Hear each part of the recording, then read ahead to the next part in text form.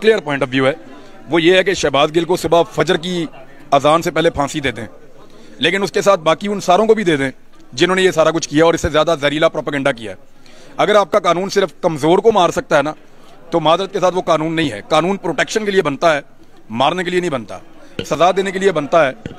यानी उनको जो ताकतवर होते हैं उनके खिलाफ एक्चुअली आप बनाते हैं ना। ताकतवर जब कमज़ोर को दबाता है तो उसके लिए आप कानून बनाते हैं। अगर ताकतवरों के खिलाफ आपका कानून काम नहीं कर रहा और कमज़ोर को दबा रहा है, उसको मार रहा है, उस पर टॉर्चर कर रहा है और उसको मौत के मुंह में ले गया है, तो फिर आप रिव्यू कीजिए, आपकी पॉलिसी ठीक नहीं है। सुबह फांसी दे दें उन सारों को जिन्होंने आज तक तौहीन की है, लेकिन सारों को इकट्ठे फांसी दें। हम भी देखें ना, जिन्होंने पहले किया उनके साथ आपने क्या किया और जिन्होंने अब किया उनके साथ आपने क्या किया। ये कंटेस्टेबल केस है, वकला ये कहते हैं। चलें वो लड़ देंगे, अपना केस देखेंगे, शहबाज गिल बाहर आता है नहीं आता। लेकिन मेरा सवाल ये है कि इससे ज़्यादा जहरीला प्रोपेगेंडा करने वाले लोग अगर बाहर हैं तो क्यों है? सवाल मेरा ये है, क्या आपने उनके साथ ऐसा सलूक किया? नहीं किया। मेरे ऊपर इन्होंने बगावत का मुकदमा बनाए, गद्दारी के मुकदमे बनाए। मेरे वकील ने अदालत में इस बात पे चैलेंज किया था कि आप कोई एक इसका ऐसा स्टेटमेंट निकाल कर ले आएँ जो पाकिस्तान की फ़ौज को उसके खिलाफ हो या रियासत के खिलाफ हो, मैं अपना वकालतनामा वापस ले लूँगा। और उसने जज साहब को यह भी कहा था कि इसको फिर आपने फांसी देनी है क्योंकि ये इस तमगे के साथ जिंदा नहीं रहेगा और मुझे भी इसकी ज़रूरत नहीं है, वो मेरा बचपन का दोस्त है। तो बात यह है कि झूठा इल्ज़ाम लगाकर किसी को आप फंसा लें और कहें कि ये बागी है, जैसे मेरे साथ किया, जैसे अरशद शरीफ के साथ हो रहा है, जैसा साबिर शाकिर के साथ हो रहा है। चलें शहबाज गिल का तो केस अलग है ना, उसके तो आप एक जुमले पे कह सकते हैं कि यार यहाँ इसने बड़ी लाइन क्रॉस कर दी है, वो नहीं होनी चाहिए। लेकिन क्या ये लाइन पहली दफ़ा क्रॉस हुई है? अगर शहबाज गिल ने इस लाइन को क्रॉस करके 2 फुट तक गया ना, तो यहाँ ऐसे लोग हैं जो मीलों तक चल के वापस आ गए हैं उस लाइन को क्रॉस करके। उनको आपने क्यों नहीं पकड़ा? उनको आपने सजा क्यों नहीं दी? उनको आपने उल्टा लगा के डंडे क्यों नहीं मारे? उनको आपने बैद के डंडों के साथ मार मार के निशाने इबरत क्यों नहीं बनाया?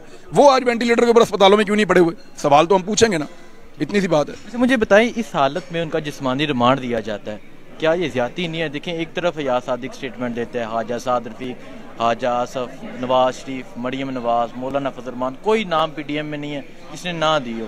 तो उनको याद रखना, मैं आपको एक बात बड़ी क्लियर कर दूं, शहबाज गिल को इंसाफ अदालत से मिलेगा और कहीं से नहीं मिलेगा।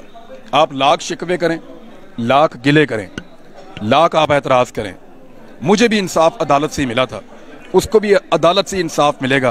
क्योंकि मेरा इस पूरे एपिसोड के अंदर एक चीज़ का तजुर्बा हो गया है कि पाकिस्तान में अदालत के अलावा आपके पास कोई ऑप्शन नहीं होता। अदालत के लिए आप दुआ करते रहें और कोशिश करते रहें जितनी आप अपनी अदालतों को सपोर्ट करें, जितना आप अपनी अदालत को सपोर्ट करेंगे वो उतना ज़्यादा प्रेशर ले पाएंगे और उतने अच्छे फैसले करेंगे। और मुझे भी सपोर्ट वहीं से मिली थी, मुझे भी रिलीफ वहीं से मिला था, इंसाफ वहीं से मिला था। शहबाज गिल को भी मैं उम्मीद करता हूं कि इंसाफ वहीं से मिलेगा। अच्छा इमरान भाई, मुझे ये बताएं, जिस तरह आपको टॉर्चर किया गया, तशद्दुद किया गया, क्या कहना चाहते हैं? कसूर क्या था आपका जो इस तरह किया गया आपके साथ, जो डॉक्टर शहबाज के साथ किया जा रहा है, मजीद सहाफ़ियों के साथ किया जाता है, अरशद शरीफ मुल्क छोड़कर चले जाते हैं? मेरा ना देखें, मैं आंख का तारा हुआ करता था, आजकल कोई और लोग आंख के तारे हैं। बात यह है, कसूर सिर्फ इतना है। और देखें ऐसा नहीं है, ऐसा नहीं है कि मैंने कोई उनके कहने के ऊपर कभी कोई गलत काम किया हो। जिन लोगों का आज वो ताल्लुकात इंजॉय कर रहे हैं ना, ये कल आंखों के तारे, दिन में तारे दिखाएंगे, आप देखेंगे इंशाल्लाह, और ये हम खुद इसका विटनेस होंगे। मैंने उस दौर में भी जो भी किया अपनी मर्जी से किया। अगर मुझे किसी ने कोई वीडियो दिखाई, कोई सबूत दिखाए, कोई ऑडियो दिखाई, कोई फाइल दिखाई, मैंने उसको पढ़ा, उस पर रिसर्च की, अपना टाइम लिया। 2-2, 3-3 महीने के बाद मैंने पहले अपने आप को कायल किया और उसके बाद फिर मैंने एक नैरेटिव के ऊपर काम शुरू किया जो मुझे लगा ठीक है मेरे मुल्क के लिए।